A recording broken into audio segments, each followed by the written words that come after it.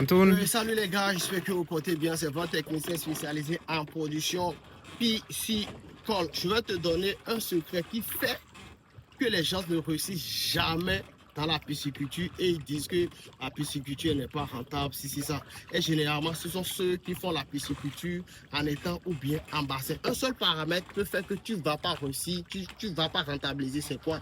Le taux d'oxygène dissous dans l'eau. C'est un paramètre vital, je dis bien sûr un paramètre vital. Si le poisson n'arrive pas à bien respirer, même en tant qu'humain, si tu n'arrives pas à bien respirer, tu n'es pas à l'aise. Donc si le poisson n'arrive pas à bien respirer, rassure-toi qu'il ne va pas grandir. Tu peux lui donner 1 tonne d'aliments par jour, je t'assure qu'il ne va pas grandir. Qu'est-ce qui se passe au niveau des étangs ou bien au niveau des bassins? Le taux d'oxygène est vraiment menacé. Comment ça se passe?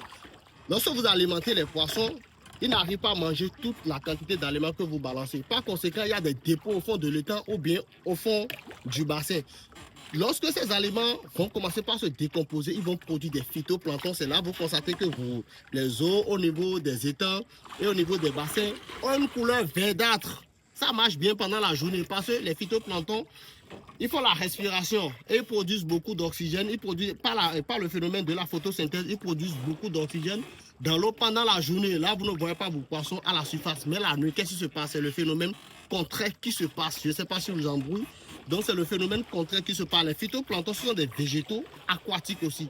Donc, pendant la nuit, eux autres, ils absorbent l'oxygène pour respirer. Ils ne produisent pas l'oxygène dans l'eau. Par conséquent, pendant la nuit, le taux d'oxygène est très très bas. Et là, vos poissons commencent à mener une vie au ralenti. Ils souffrent pour pouvoir respirer.